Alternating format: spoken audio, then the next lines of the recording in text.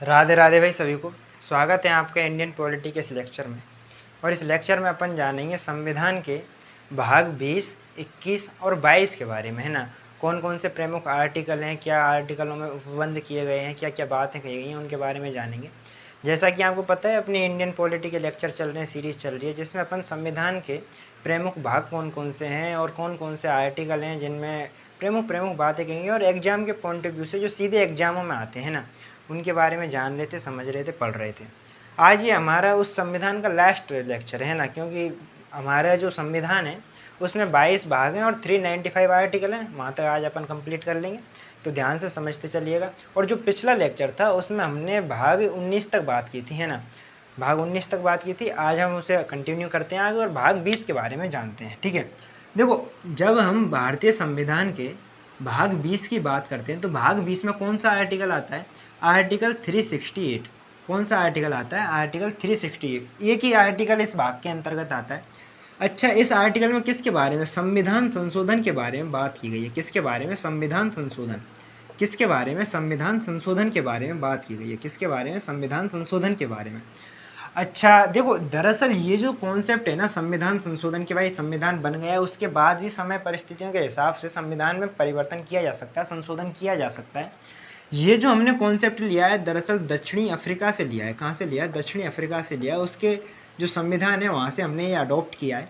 अब देखो, किसी भी संविधान भाई कैसा लचीला है या फिर वो कठोर है, इस चीज़ का गणना करने के लिए उसमें ये देखा जाता है कि उसमें जो संशोधन है कितनी, यदि आसानी से हो रहा है तो मतलब कि संविधान है वो लचीला है। और यदि उसमें संविधान संशोधन बहुत कठोर तरीके से हो रहा है तो मतलब कि वो संविधान बहुत कठोर है ना। अब हमारा जो संविधान है, हमारा संविधान कैसा है? हमारे संविधान को लचीला भी है और कठोर भी है ना। लचीला भी है और कठोर भी है। इट मीन्स, इसका मतलब ये है कि कुछ हमारे संविधान में ऐसे संशोधन हैं जो साधारण बहुमत से हो जाते हैं, लेकिन कुछ ऐसे भी संशोधन हैं जिनमें विशेष बहुमत भी चाहिए और ऊपर से आधे राज्यों की सहमति भी चाहिए, तब जाके संशोधन हो पाता है। तो हमारे देखो 3 प्रकार के संशोधन होते हैं। कौन कौन से? एक तो है जो साधारण बहुमत पर हो जाते हैं, साधारण बहुमत पर हो जाते हैं, साधारण बहुमत पर हो जाते हैं ना। अब साधारण बहुमत पर कौन कौन से अपने, जैसे कि फॉर साधारण बहुमत क्या हुआ? 50% प्लस 1।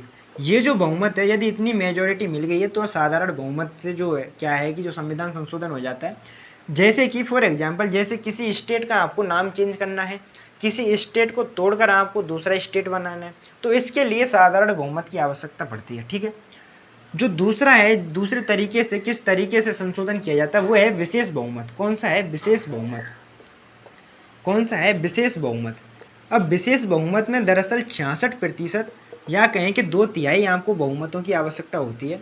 यदि संसद में 2/3 बहुमत से प्रस्ताव पास हो जाता है तो विशेष बहुमत कहलाता है ना। अब कौन कौन से? जैसे यदि आपको मौलिक अधिकारों में फंडामेंटल जो राइट्स हैं, यदि उनमें आपको कोई परिवर्तन करना, संशोधन करना है, या फिर कहें कि जैसे डीपीएसपी है ना, डीपीएसपी है जो राज्य के नीति निर्देशक तत्व हैं, यदि उनमें कुछ संशोधन करना है तो उसके लिए विशेष बहुमत की आवश्यकता होगी आपको। यदि उनमें संशोधन करना है तो संसद में आपको प्रस्ताव 66% से आपको पास कराना होगा, है ना। वहीं एक और है, कौन सा है? उसमें एक तो विशेष बहुमत सा है, विशेष बहुमत, विशेष बहुमत, और साथ ही साथ आधे राज्यों की उसमें सहमति चाहिए, आधे राज्यों की सहमति चाहिए, आधे राज्यों की सहमति चाहिए, है ना। अब जैसे कि फॉर एग्जांपल, जैसे कि जीएसटी का जब, है ना, प्रस्ताव लाया गया था तो उस समय विशेष बहुमत भी, यानी कि 66% संसद से तो पास हो गई।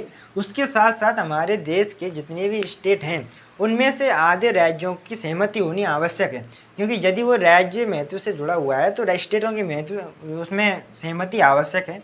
जब जीएसटी का कानून लाया गया था तो उस समय ये काम किया गया था, है ना। तो देखो, एक तो ऐसी स्थिति है कि भाई साधारण बहुमत से ही संशोधन हो रहा है, एक ऐसी स्थिति है जहाँ विशेष बहुमत भी चाहिए और आधे राज्यों की सहमति भी चाहिए।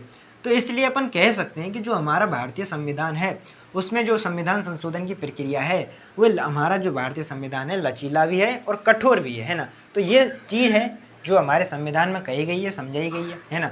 अब अपन जानते हैं कि कौन कौन से प्रमुख संविधान संशोधन किए गए हैं। देखो, अभी तक 106 संविधान संशोधन कर चुके हैं ना हमारे।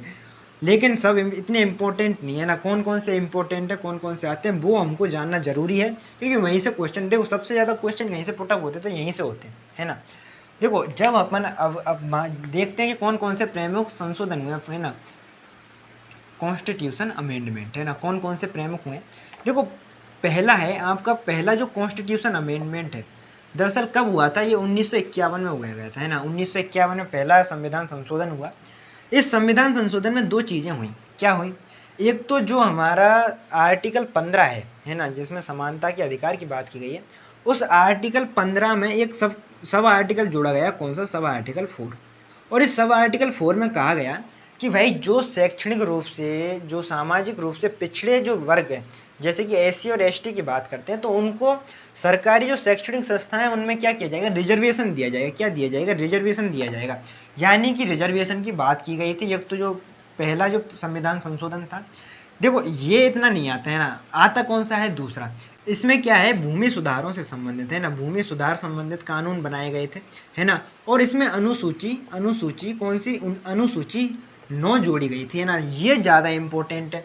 जो पहला संविधान संशोधन है उसमें भूमि सुधार कानून लाए गए, और जो अनुसूची 9 है उसको जोड़ा गया। देखो देखो, जब स्टार्टिंग में भूमि सुधार जो कानून लाए गए थे, स्टार्टिंग में 13 थे, आज 284 है ना। और होता क्या है कि जो भूमि सुधार में जो कानून लाए गए थे अनुसूची 9 में, जिनको जोड़ा गया है, उसमें जो कानून हैं उनके खिलाफ आप न्यायालय में अपील नहीं कर सकते हैं, उनको चुनौती नहीं दे सकते हैं। केंद्र सरकार और राज्य सरकार के वो कानून बने हुए हैं, तो ये संशोधन किया गया, ठीक है। अब यदि दूसरा महत्वपूर्ण संशोधन की बात करें तो 7वां महत्वपूर्ण संविधान संशोधन होता है, कब होता है, 1956 में होता है ना। 7वां कॉन्स्टिट्यूशन अमेंडमेंट 1956, है ना। इसमें देखो एक आयोग बैठा था, कौन सा, फजल अली आयोग। कौन सा है, फजल अली आयोग। कौन सा आयोग है, फजल अली आयोग। कौन सा आयोग है, फजल अली आयोग, है ना। अब इस फजल अली आयोग ने दरअसल एक जो राज्य पुनर्गठन वो वाला सिस्टम है ना, कि मतलब स्टार्टिंग में तो ऐसे ही जैसे जो ब्रिटिशर्स थे वो अपने देश को छोड़ के चले गए, हमने अपने हिसाब से रियासतों को मिलाया और भारत को एकजुट बनाया। लेकिन बाद में जब भाषा के आधार पर राज्य बनने की बारी आई, तो 1956 में पहली बार भाषा के आधार पर एक स्टेट बनाया गया, कौन सा, आंध्र प्रदेश। तो वहाँ से फिर ये बात आई कि भाई क्या भाषा के आधार पर राष्ट्र बनाया जा सकता है, कहीं इससे देश में अराजकता तो नहीं फैल जाएगी, कहीं वो डिवाइडेशन तो नहीं हो जाएगा। तो बोला कि भाई ये राज्य पुनर्गठन आयोग बैठाया, उन्होंने वाला सिफारिश ठीक है भाई आप बना सकते हैं भाषा के आधार पर। तो उस समय 1956 में बनाया, और भाषा के आधार पर पूरे देश में दोबारा से राज्यों का गठन किया गया, पुनर्गठन किया गया। और कितने, 14 स्टेट, 14 राज्य और 6 केंद्र शासित यूटी, 6 केंद्र शासित प्रदेश बनाए गए, है ना। कौन सा संविधान संशोधन था, 7वां संविधान संशोधन था, है ना। उसके बाद देखो एक 8वां संविधान संशोधन आता है, कब आता है, 1960 में है। कब आता है, 1960 में। 8वां संविधान संशोधन दरअसल एससी और एसटी का जो आरक्षण था उसको 10 साल के लिए बढ़ाता है। देखो कब आया था, 1960 में आया था, यानी कि 10 साल बढ़ाया, यानी 1970 तक किया था, है ना। जो एससी और एसटी का आरक्षण था उसको 10 साल के लिए बढ़ा दिया आगे, है ना। अब देखो ये जो कॉन्सेप्ट है ना, ये हमेशा से ही 10 साल के लिए बढ़ा देते हैं, फिर 10 साल के लिए बढ़ा देते हैं, है ना। अब ये कभी आरक्षण समाप्त हो ही नहीं सकता। जब संविधान बनाया था और उसमें जब दलितों की बात करते हैं तो भीमराव अंबेडकर जी का नाम आता है, और उन्होंने इस चीज़ का प्रीफर वो किया कि भाई जो दलित वर्ग है, जो एससी एसटी कम्युनिटी है, उसके लिए आरक्षण की व्यवस्था होनी चाहिए। उन्होंने 10 वर्ष का अनुमान लगाया कि यार 10 वर्ष में क्या है, जो पिछड़ा वर्ग है वो थोड़ा लेवल में आ जाएगा, है ना। लेकिन नहीं आ पाया। अब हुआ क्या कि अब ये जो वर्ग है इसको आरक्षण और बढ़ाते गए, और आज भी जब 104वां कॉन्स्टिट्यूशन अमेंडमेंट हुआ तब भी 2020 में हुआ था, 2020 में उसको 10 साल के लिए फिर आगे बढ़ा दिया, है ना। अब ये समझो खत्म होने वाला भी नहीं है आरक्षण। क्यों नहीं है, क्योंकि बहुत से राजनेताओं की रोटियां सिकती हैं इससे, है ना। क्योंकि अब देखो यदि आरक्षण खत्म हो जाएगा तो जो राजनेता हैं जो बहुत प्रफुल्लित होते हैं भाई आरक्षण को लेकर, आरक्षण आरक्षण आरक्षण, तो उनकी तो पूंगी बच जाएगी। तो इसलिए वो चाहते भी नहीं कि भाई आरक्षण खत्म हो, है ना। तो ये आपको ये कॉन्स्टिट्यूशन अमेंडमेंट ध्यान रखना है, 8वां कॉन्स्टिट्यूशन अमेंडमेंट 1960 में होता है। और जो एससी और एसटी का जो रिजर्वेशन था उसको 10 साल के लिए बढ़ा देते हैं, ठीक है। इतनी सी चीज़ आपको याद रखनी है। उसके बाद प्रमुख कौन सा संविधान संशोधन आता है, 18वां संविधान संशोधन। कौन सा है, 18वां संविधान संशोधन। कौन सा है, 18वां संविधान संशोधन। कौन सा है, 18वां संविधान संशोधन। देखो 18वां संविधान संशोधन दरअसल कब किया गया? 1966 में किया गया, है ना। अब इसमें देखो एक अपना स्टेट हुआ करता था, कौन सा? पेप्सू। कौन सा है? पेप्सू। कौन सा है? PEPSU. Patiala and east Punjab state union, ये इसकी फुल फॉर्म है ना। इसको विभाजित किया गया। दरअसल विभाजित में क्या किया गया भाई? ये जो स्टेट हुआ करता था, इसको जो पहाड़ी क्षेत्र था उसको हिमाचल प्रदेश बना दिया, है ना। जो पंजाबी क्षेत्र था जिसमें पंजाबी भाषा बोली जाती थी उसको पंजाब बना दिया, है ना। हिंदी भाषा वाले क्षेत्र को हरियाणा बना दिया, और जो विवादित क्षेत्र था उसको चंडीगढ़ बना दिया, यूनियन टेरिटरी बना दिया। यानी कि कुल मिला के आपको इतनी सी बात याद रखनी है, जो 18वां कॉन्स्टिट्यूशन अमेंडमेंट 1966वां होता है, वो पेप्सू स्टेट को विभाजित करने का काम करता है। ठीक है, इतनी सी चीज़ आपको याद रखनी है। उसके बाद देखो 21वां कॉन्स्टिट्यूशन अमेंडमेंट होता है, और ये कब होता है? 1967 में होता है ना। कब होता है? 1967 में होता है। इसमें क्या किया गया था कि जो सिंधी भाषा है, क्या है? सिंधी भाषा। उस सिंधी भाषा को अनुसूची 8 में जोड़ा गया। किसमें? अनुसूची 8 में जोड़ा गया। अनुसूची 8 में सिंधी भाषा को जोड़ा गया, और ये कौन से संविधान संशोधन के तहत जोड़ा गया? 21वां संविधान संशोधन 1967 के तहत जोड़ा गया। ठीक है, इतनी सी चीज़ याद रखनी है। उसके बाद देखो कौन सा है? 35वां कॉन्स्टिट्यूशन अमेंडमेंट है। कब हुआ था? 1972 में हुआ था। कब हुआ था? 1972 में। इसमें क्या है कि जो सिक्किम है, उस सिक्किम को पहले शहर राज्य का दर्जा दिया गया। किसका? शहर राज्य का दर्जा दिया गया। शहर राज्य का दर्जा दिया गया किसको? सिक्किम को। देखो सिक्किम दरअसल एक तरीके से जब ब्रिटिशर्स देश छोड़ के गए तो उस समय सिक्किम अपना कोई स्टेट नहीं था, है ना। एक तरीके से एकदम वीरान क्षेत्र था, है ना। और एक तरीके से आप कह सकते हो जो चाइना है और भारत है, इनके बीच में एज ए बफर स्टेट के रूप में काम कर सकता था, है ना। लेकिन भारत की कूटनीति देखिए, उस समय जो 35वां कॉन्स्टिट्यूशन अमेंडमेंट हुआ उसके तहत ठीक है, सिक्किम वालों को बोल दिया भाई ठीक है तुम्हारी रक्षा हम करेंगे, तुम राज्य बन के रहो। राज्य नहीं तो कम से राज्य मतलब एक तरीके से हमारे हिस्सा बन के रहो। लेकिन उसके बाद 36वां कॉन्स्टिट्यूशन अमेंडमेंट होता है, 1972 में ही होता है, और ये जो सिक्किम है इसको पूर्ण राज्य का दर्जा दे दिया गया। किसका? पूर्ण राज्य का दर्जा दे दिया गया। किसका? पूर्ण राज्य का दर्जा दे दिया गया। तो ये चीज़ अपने को याद रखनी है। ठीक है, इतनी सी बात आपके समझ में आनी चाहिए। उसके बाद देखो 42वां कॉन्स्टिट्यूशन अमेंडमेंट होता है, और ये 42वां कॉन्स्टिट्यूशन अमेंडमेंट 1976 में होता है। कब होता है? 1976 में। अब ये जो संविधान संशोधन होता है इसे मिनी संविधान कहते हैं। क्या कहते हैं? मिनी संविधान कहते हैं। क्या कहते हैं? मिनी संविधान। देखो उस समय 1975 में देश में इमरजेंसी तो लगी रही थी, तो इंदिरा गांधी सरकार ने बहुत सारे, है ना, अटरम सटरम बहुत सारे संशोधन किए। लगभग 59 विषय हमारे संविधान में जोड़े गए, है ना। अब जो इम्पोर्टेंट है वो अपन समझ लेते हैं क्या क्या है। देखो सबसे पहला काम ये हुआ कि इसमें प्रस्तावना में कुछ शब्द जोड़े गए। कौन कौन से? एक तो समाजवादी, क्या नाम है? समाजवादी, समाजवादी, पंथ निरपेक्ष, पंथ निरपेक्ष, पंथ निरपेक्ष और अखंडता, है ना। ये 3 शब्द किस में जोड़े गए? ये हमारी प्रस्तावना में जोड़ गए। कौन सा संविधान संशोधन था? 42वां संविधान संशोधन था, है ना। एक तो चीज़ ये याद रखनी है अपने को। उसके बाद देखो एक काम और हुआ। क्या काम हुआ? कि मौलिक कर्तव्यों को, जो फंडामेंटल ड्यूटीज हैं उनको जोड़ा गया, है ना। जो अपना भाग 4A है उसको जोड़ा गया, और उसमें आर्टिकल 51A, है ना, इसको जोड़ा गया, जिसमें 10 फंडामेंटल ड्यूटीज को जोड़ा गया, है ना। 10 मौलिक कर्तव्य थे स्टार्टिंग में जब 42वां कॉन्स्टिट्यूशन अमेंडमेंट आया, और जब मौलिक कर्तव्यों को जोड़ा गया तो उस समय 10 ही थे। आज वर्तमान में 11 हैं, है ना। उसके बारे में बात करेंगे कौन सा जोड़ा गया था बाद में। तो इतनी सी चीज़ आपको याद रखनी है। उसके देखो और क्या काम किया इसने भाई। एक तो ये काम किया कि जो लोकसभा है उसका कार्यकाल ही बढ़ा दिया, है ना, 6 साल का कर दिया। और पहले तो क्या होता था, जैसे कि आपने संसद से कोई प्रस्ताव पास करा दिया तो उसके बाद राष्ट्रपति के पास जाएगा। अब राष्ट्रपति एक बार तो उसे पुनर्विचार के लिए भेज सकता है ना, संसद के पास।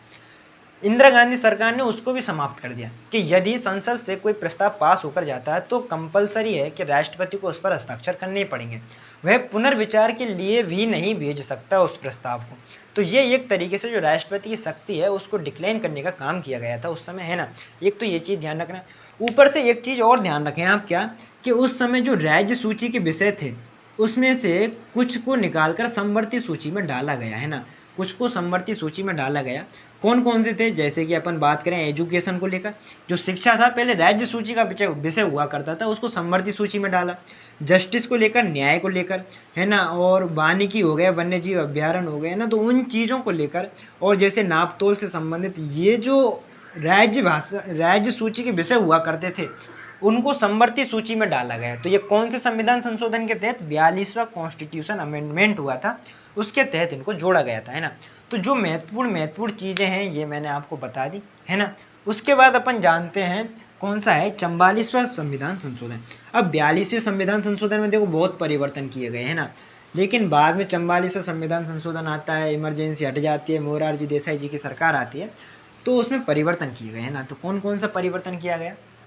देखो कौन सा है? 44वां संविधान संशोधन कब लाया गया? 1978 में लाया गया। कब लाया गया? 1978 में लाया गया। देखो एक काम तो ये हुआ कि जो लोकसभा का कार्यकाल 6 साल का किया था 42वें संविधान संशोधन के तहत, उसको दोबारा से 5 साल के लिए किया है कि भाई लोकसभा का जो कार्यकाल है 5 साल का ही रहेगा।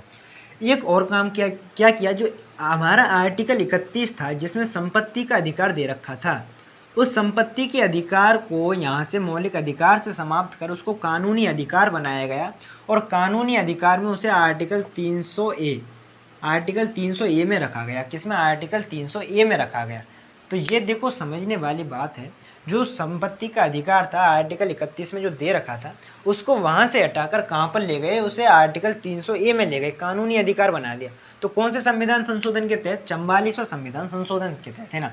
उसके बाद देखो 52वां संविधान संशोधन होता है, कब होता है? 1985 में होता है। कब होता है? 1985 में। और जो 52वां संविधान संशोधन है दरअसल दल बदल कानून से संबंधित है, दल बदल कानूनों से संबंधित है। और इसमें अनुसूची 10 को जोड़ा गया। कौन सी अनुसूची 10 को जोड़ा गया? जो राजनेता हैं वो दल बदल कर लेते हैं ना, तो उस चीज़ों को लेकर कानून बनाया गया, और ये अनुसूची किसमें? अनुसूची 10 को जोड़ा गया था, है ना। कौन सा? 52वां कॉन्स्टिट्यूशन अमेंडमेंट था। उसके बाद देखो 61वां कॉन्स्टिट्यूशन अमेंडमेंट 1989, है ना। 61वां संविधान संशोधन। 61वां संविधान संशोधन जो मताधिकार की जो अवधि थी, है ना, जो वोट देने की जो आयु थी पहले 21 वर्ष थी, इसको कम करके 18 वर्ष किया गया, है ना। इसको क्या किया गया? 18 वर्ष किया गया। तो ये चीज़ अपने को ध्यान देने की है कि जो पहले चुनाव देने का जो उम्र हुआ करती थी 21 हुआ करती थी न्यूनतम, उसको 18 किया गया। कब किया गया? 61वें संविधान संशोधन 1989 के से, है ना। उसके बाद देखो 65वां संविधान संशोधन आता है। कब आता है? 1990 में आता है। कब आता है? 1990 में आता है। 65वां संविधान संशोधन होता है, और इस 65वें संविधान संशोधन के तहत जो एससी आयोग है, कौन सा है? एससी आयोग, अनुसूचित जाति जो आयोग है, जो कि आर्टिकल 338 में है, उस आर्टिकल 338 में एससी आयोग के बारे में बात की गई है, और वो किस संविधान संशोधन के तहत जोड़ा गया था? 65वें संविधान संशोधन के तहत जोड़ा गया था, है ना। तो ये चीज़ आपको याद रखनी है। उसके बाद देखो 69वां संविधान संशोधन होता है। कब होता है? 1991 में होता है। और इस 69वें संविधान संशोधन में दिल्ली में और पांडुचेरी में, है ना, और पांडुचेरी में ये जो 2 यूनियन टेरिटरी थी, इनमें विधानसभा गठित की गई। क्या? विधानसभा गठित की गई। क्या? विधानसभा गठित की गई। क्या कहा मैंने? कि जो दिल्ली और पांडुचेरी है उसमें विधानसभा गठन का काम किया गया। कौन सा? 69वां संविधान संशोधन 1991, है ना। और 70वां जो संविधान संशोधन है वो भी 1992 में होता है। वो 1992 में होता है, और इसमें जो दिल्ली और पांडुचेरी की जो विधानसभाएं हैं उनको निर्वाचक मंडल, राष्ट्रपति के निर्वाचक मंडल में शामिल किया गया। जैसे आपको पता होगा जो राष्ट्रपति का जब निर्वाचन होता है तो उसमें निर्वाचक मंडल होता है, कौन कौन वोट डालेंगे, तो उसमें लोकसभा के सदस्य होते हैं, राज्यसभा के सदस्य होते हैं, विधानसभाओं के सदस्य होते हैं ना, राज्यों की जितनी विधानसभा है उनके सदस्य होते हैं। अब 69वें संविधान संशोधन के तहत दिल्ली और पांडुचेरी में विधानसभा तो स्थापित हो गई, लेकिन निर्वाचक मंडल में तो अभी नहीं जुड़ा। तो 70वां संविधान संशोधन हुआ, और दिल्ली और पांडुचेरी की जो विधानसभा है उनको ये अधिकार दिया गया, उनको निर्वाचक मंडल में शामिल किया गया कि अब जब राष्ट्रपति के चुनाव होंगे तो आप भी वोट डाल सकते हो। तो ये चीज़ आपको समझने की है, ठीक है, बात आ गई आपकी समझ में, है ना। उसके बाद अब और जानते हैं। देखो एक संविधान संशोधन होता है, कौन सा? 71वां संविधान संशोधन। इसके बाद 71 हुआ, वो भी 1992 में हुआ। कौन सा है? 71वां संविधान संशोधन। कौन सा है? 71वां संविधान संशोधन कब होता है? 1992 में होता है। अब इसमें दरअसल इसमें भाषाओं को जोड़ा गया। अनुसूची 8 में भाषाएं कौन कौन सी थी? नेपाली, मणिपुरी और कोंकणी।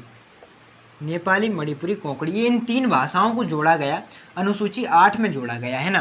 पहले एक सिंधी भाषा जोड़ दी थी 21वें संविधान संशोधन के तहत। 71वें संविधान संशोधन के तहत 3 फिर और भाषाओं को जोड़ा गया, नेपाली, मणिपुरी, कोंकणी, अनुसूची 8 में जोड़ा गया। तो ये हमारा 71वां संविधान संशोधन हो गया। उसके बाद देखो 73वां संविधान संशोधन 1992, है ना।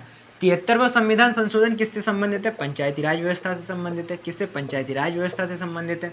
दो काम हुए, कौन सा? एक तो भाग 9 जोड़ा गया, है ना, और अनुसूची 11 जोड़ी गई। कौन सी? अनुसूची 11 जोड़ी गई, है ना। भाग 9 में आर्टिकल 323 से लेकर दो नहीं रुको आर्टिकल 223 से लेकर आर्टिकल 243 से लेकर 243 ओ, है ना, इसके बीच में रखे गए, है ना, जो भाग 9 है, ठीक है। अनुसूची 11 को भी जोड़ा गया, किसके तहत? जो संविधान संशोधन 73वां उसके तहत, ठीक है। उसके बाद देखो संविधान संशोधन कौन सा होता है? 74वां होता है। कब होता है? 1992 में होता है। और इसमें नगर पंचायत कौन सा है? नगर पंचायत कौन सा है? नगर पंचायत, है ना। और नगर पंचायत के तहत भी दो, कौन सा? भाग 9A जोड़ा गया। कौन सा? भाग 9A जोड़ा गया, जिसमें आर्टिकल 243P से लेकर 243ZG ये जोड़े गए, और अनुसूची 12 जोड़ी गई। कौन सी? अनुसूची 12 जोड़ी गई, है ना।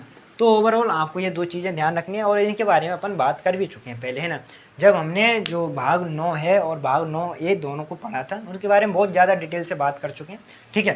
अब 74वां संविधान संशोधन हो गया। उसके बाद कौन सा संविधान संशोधन है? 84वां संविधान संशोधन है, जो कि कब होता है? 2001 में होता है।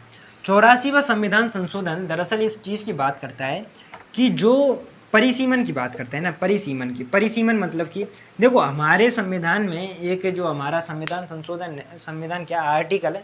आर्टिकल 82।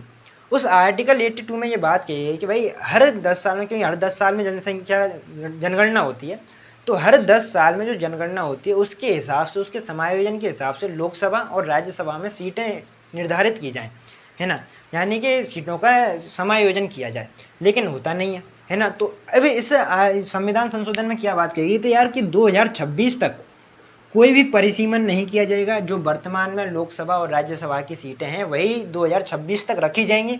2026 में वो होगा, परिसीमन होगा, उसके बाद सीटों का निर्धारण होगा ना। तो ये चीज़ किसमें आर्टिकल जो संविधान संशोधन था, कौन सा? 84वां संविधान संशोधन। उसके बाद एक 86वां संविधान संशोधन होता है 2002।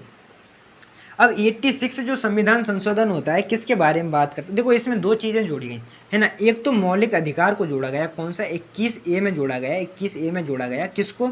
शिक्षा के अधिकार को जोड़ा गया, शिक्षा के अधिकार को जोड़ा गया। और इसमें कहा गया कि भाई 6 से जो 14 साल के बच्चे हैं उनको एजुकेशन देना कंपलसरी है ना। कौन सा संविधान संशोधन है?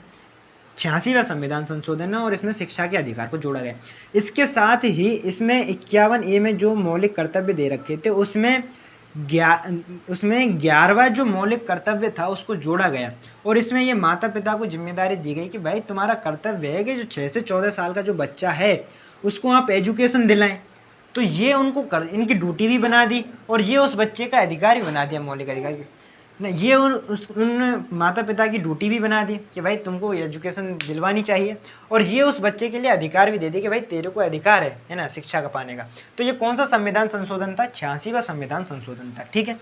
अब उसके बाद और कौन सा संविधान जैसे प्रमुख कौन सा है? 91, है ना। 91 संविधान संशोधन 2003, 91 संविधान संशोधन, है ना, उसके बारे में बात करते हैं। देखो 91 जो संविधान संशोधन है कब हुआ था? 2003 में हुआ था, है ना। अब ये जो संविधान संशोधन है दरअसल बात करता है जो जो मंत्री परिषद है, मंत्री परिषद में जो सदस्यों की संख्या है वो कितनी होगी? लोकसभा के टोटल मेंबरों के 15% के ना। जो लोकसभा में सदस्य संख्या है उस सदस्य संख्या में के 15% ही आप जो मंत्री परिषद है उसमें मंत्री बना सकते हो। ऐसा नहीं कि भाई यहाँ हमारे 543 तो सदस्य ही हैं, आप 100 200 मंत्री बना के बैठे हो, नहीं, ऐसा नहीं, है ना। और यदि इसे 15% निकालें तो लगभग 82 के समथिंग आता है, यानी कि 82 से ज़्यादा आप मंत्री बना ही नहीं सकते, है ना। तो ये कौन सा संविधान संशोधन है? 91 91वां संविधान संशोधन है। उसके बाद 92 संविधान संशोधन होता है, कब होता है? ये भी 2003 में होता है। और इस संविधान संशोधन में 4 भाषाओं को जोड़ा गया अनुसूची 8 में। कौन कौन सी हैं? बोडो, डोगरी, मैथिली और संथाली। कौन सी है? बोडो, डोगरी, मैथिली और संथाली, है ना। ये जो 4 भाषाएं हैं इन 4 भाषाओं को जोड़ा गया किसमें? अनुसूची 8 में। किसमें? अनुसूची 8 में जोड़ा गया। और कौन सा संविधान संशोधन था? 92 कॉन्स्टिट्यूशन अमेंडमेंट था, ठीक है। अब इसके बाद 100वां कॉन्स्टिट्यूशन अमेंडमेंट, 100वां संविधान संशोधन कब होता है? 2015 में होता है। और इसमें दरअसल हम 3 बीघा कॉरिडोर,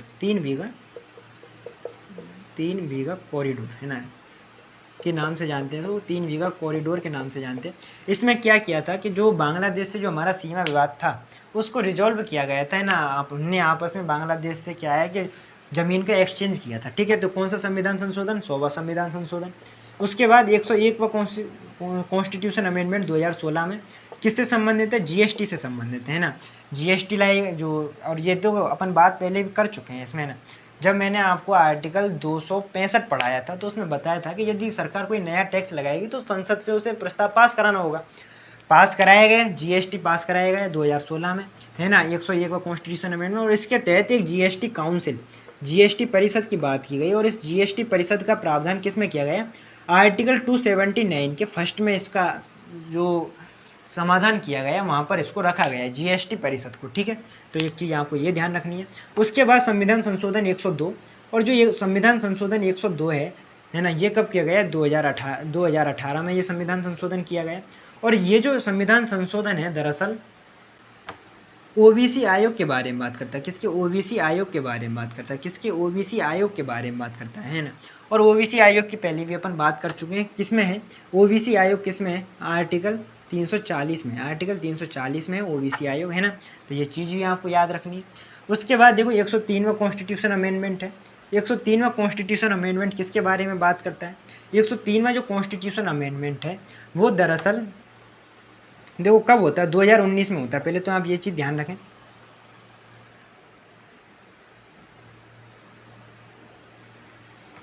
ये जो कॉन्स्टिट्यूशन अमेंडमेंट है ईडब्ल्यूएस के आरक्षण की बात करता है। कितना परसेंट? 10%, है ना। कि भाई सामान्य कैटेगरी से जो ईडब्ल्यूएस का आरक्षण है कितना? 10% फिक्स किया गया। कौन सा है? 103वां कॉन्स्टिट्यूशन अमेंडमेंट। इसके साथ फिर 104वां कॉन्स्टिट्यूशन अमेंडमेंट होता है, ये भी 2019 में होता है। और इसमें क्या क्या गया भाई? एक तो जो एंग्लो इंडियन वाला कॉन्सेप्ट था ना, आंग्ल भारतीय वाला था कि भाई लोकसभा में 2 मनोनीत किए जाएंगे, विधानसभाओं में 1, है ना।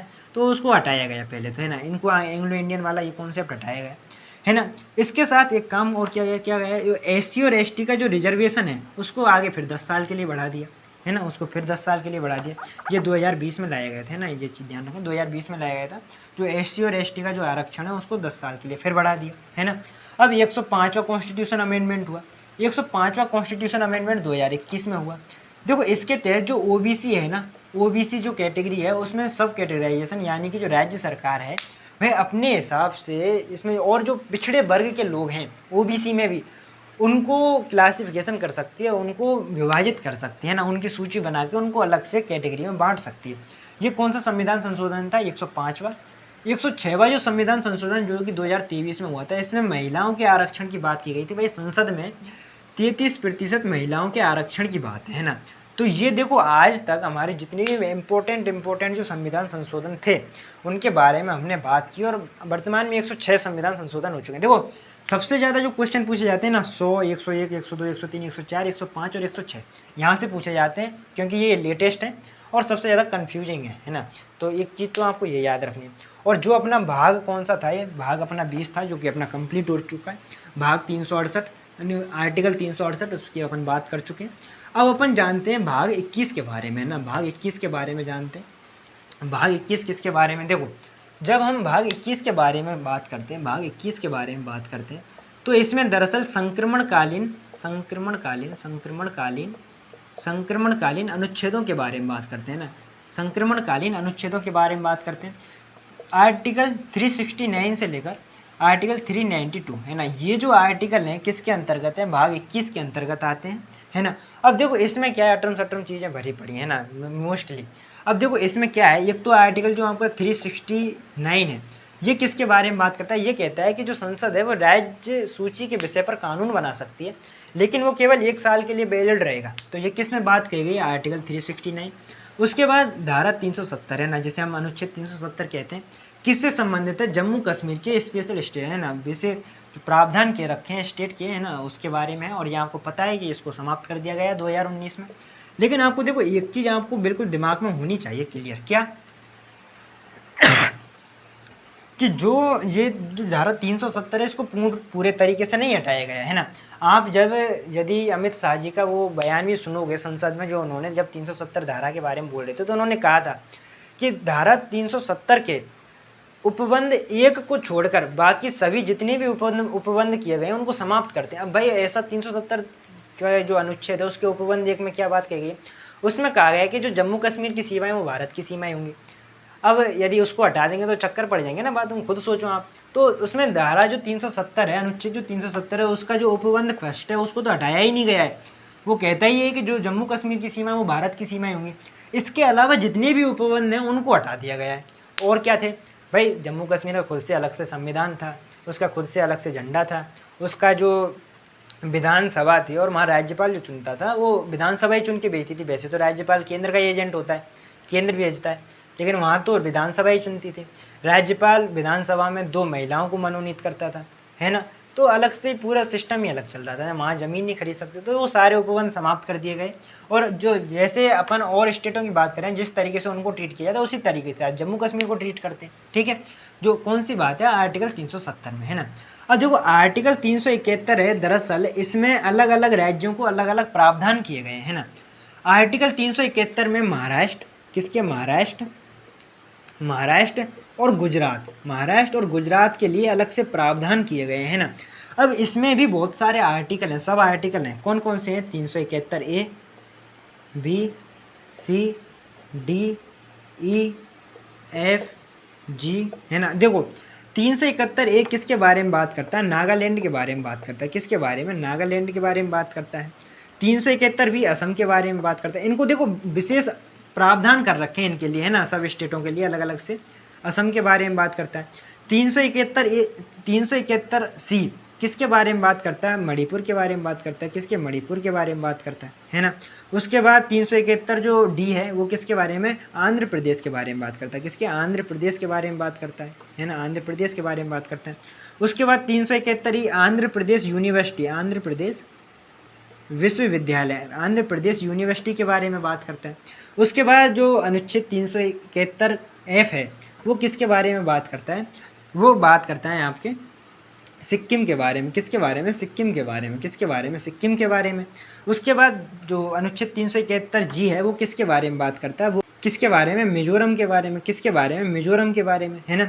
उसके बाद है GHI, है ना, JK, देखो, है ना, मिजोरम के बारे में हो गए। अब जो अनुच्छेद 371 है, 371 एच किसके बारे में बात करता है, ये आपके बात करता है किसके बारे में, अरुणाचल प्रदेश के बारे में। किसके बारे में, अरुणाचल प्रदेश के बारे में।